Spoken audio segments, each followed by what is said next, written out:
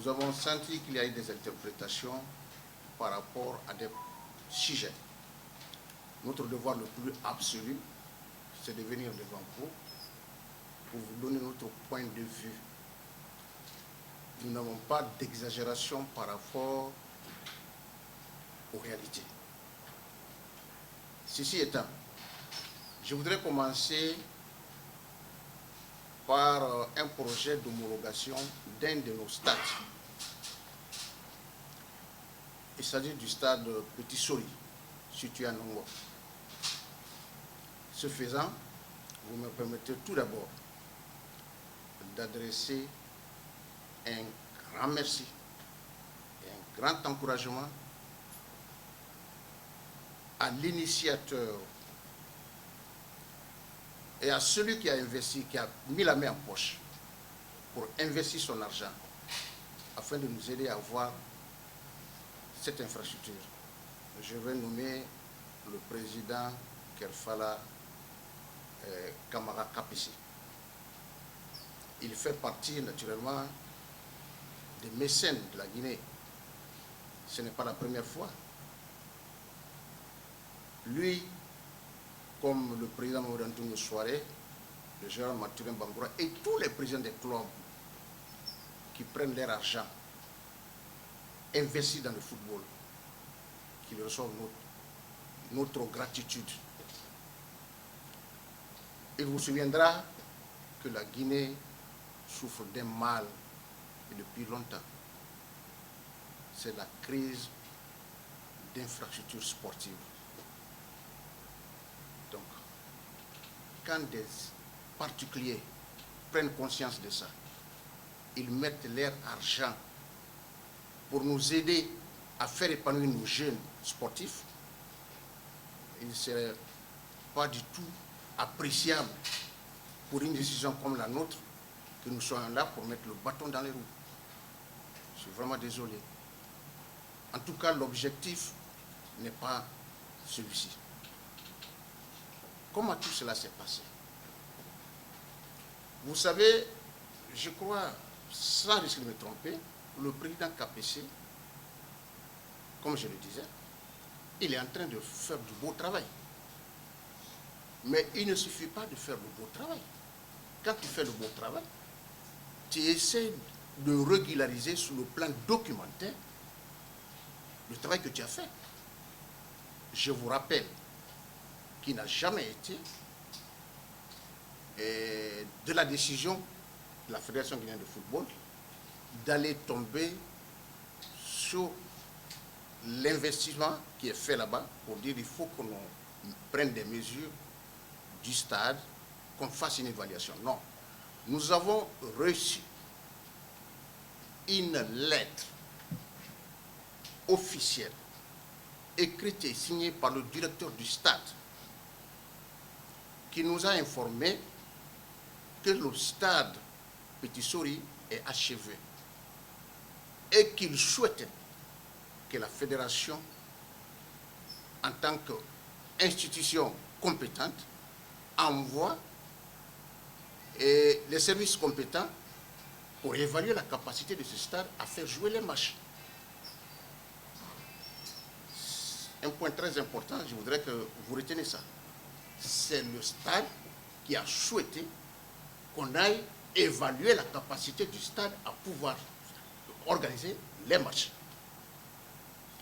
En la matière, nous avons un service compétent ici qui travaille naturellement avec les services techniques de la CAF.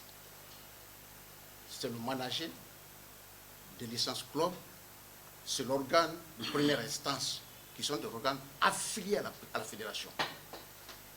Et je voudrais préciser que à chaque fois qu'on a eu des inspections des instances supérieures ici, pour venir évaluer nos stades ici, nos stades de compétition, c'est ces services qui servent de point focal à la CAF. Avant qu'ils n'atterrissent à Conakry, en Guinée, ils reçoivent des communications, il se passe des communications entre la CAF et ses services. Ces services les donnent des informations préalables Et quand la CAF vient, ils font tous les travaux ensemble. Tous les travaux. Donc, c'est le service le plus compétent. Nous avons pensé que, sans parti pris, ce service, il fallait l'envoyer. Et c'est ce que nous avons fait. Malheureusement, ça n'a pas été bien compris. Le service a été, ils ont procédé au travail technique. Ils sont revenus avec un rapport. Et je précise encore, à la matière, ces deux organes, je vais parler de l'organe de première instance et le manager de licence club, sont des services à caractère juridictionnel. Quand ils te produisent un rapport, tu n'en as pas le droit de modifier. Même avec le I, tu ne peux pas enlever le I. Tu transmets le rapport tel qu'il a été produit. Pour preuve, tous les rapports que ces services ont produits jusqu'à date, quand ils le produisent, c'est leur signature, leurs rapports, et consigné dans les rapports, qu'on envoie à la CAF pour dire qu'on ne doit pas toucher. On ne commente même pas.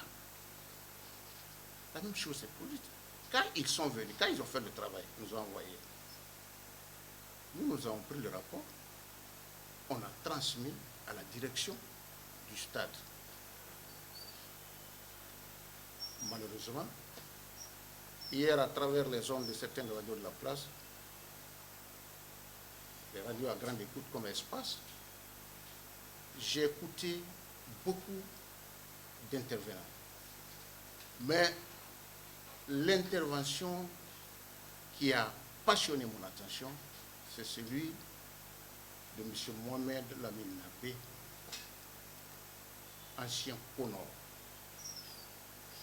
qui, à la faveur de l'article 19, dont il est le promoteur, il est l'initiateur, je parle des statuts, à la faveur donc de cet article 19, il est aujourd'hui le président d'honneur de la Fédération de football, selon l'article 19, je précise. Alors, quand on a la chance d'avoir une position comme celle-ci, moi je pense, un président d'honneur, ta mission c'est quoi? C'est de fédérer les acteurs du football, c'est de rassembler les gens, c'est de conseiller tous les acteurs du football, mais pas mettre le feu, la poudre au feu. Le feu à la poudre, j'allais dire. Quand je l'ai entendu dire que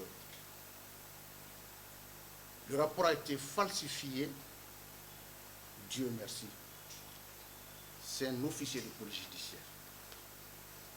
Je voudrais qu'il m'amène les éléments constitutifs de l'infraction qui prouvent que la fédération a eu, de façon très malhonnête, à falsifier le rapport. Mais moi, je suis à l'aise. Parce que le signataire du rapport ne l'a pas dit. Je ne l'ai pas encore entendu. Je crois qu'il faut être responsable par moment. C'est vrai, on est en train de dire ce football. Mais c'est par honnêteté qu'on pourra le dire. Le directeur du stade, par honnêteté, a dit, venez voir si mon stade